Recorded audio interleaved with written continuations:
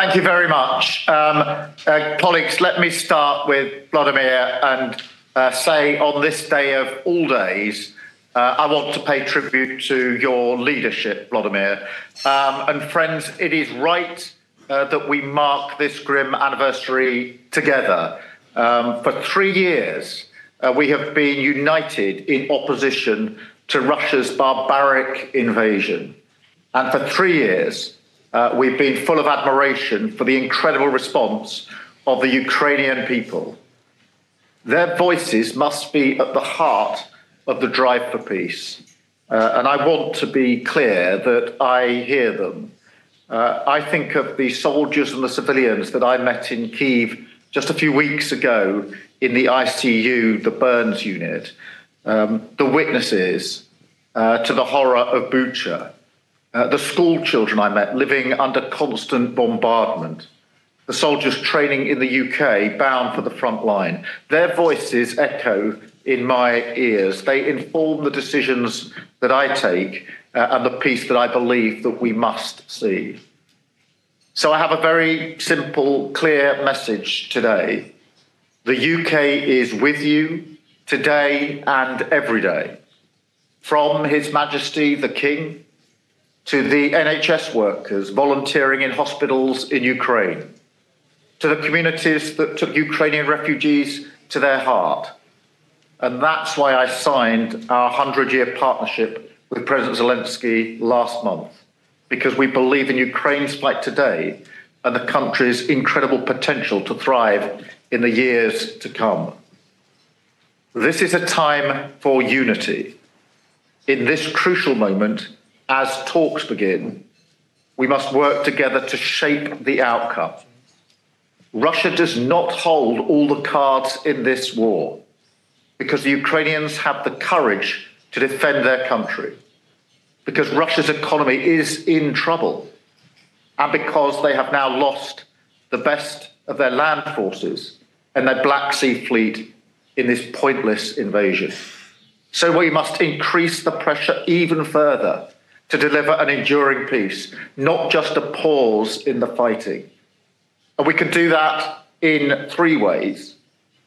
First, by stepping up our military support to Ukraine. And the UK is doing that, providing £4.5 billion in military aid this year, more than ever before. We're doing more than ever to train Ukrainian troops, helping Ukraine to mobilise even further. And we're proud to have taken on the leadership of the Ukraine Defence Contact Group. Secondly, we must keep dialling up the economic pressure to get Putin to a point where he is ready not just to talk, but to make concessions. So today we're announcing the UK's largest packet of sanctions since the early days of the war, going after Russia's shadow fleet and going after companies in China and elsewhere who are sending military components. Later today, I will be discussing further steps with the G7. And I'm clear that the G7 should be ready to take on more risk, including the oil price cap, sanctioning Russia's oil giants, and going after the banks that are enabling the evasion of sanctions. Third, we must bring our collective strength to the peace effort. President Trump has changed the global conversation over the last few weeks, and it has created an opportunity. Now we must get the fundamentals right. If we want peace to endure, Ukraine must have a seat at the table, and any settlement must be based on a sovereign Ukraine, backed up with strong security guarantees. The UK is ready and willing to support this with troops on the ground, with other Europeans, and with the right conditions in place.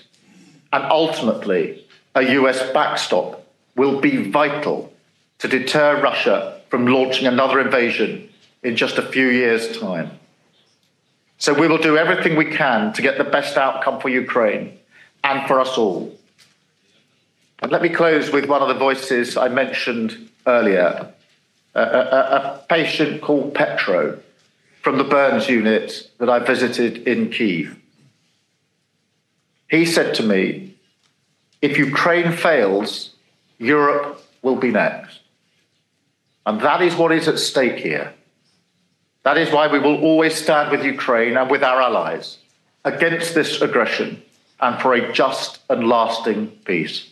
Slava Ukraini. Thank you.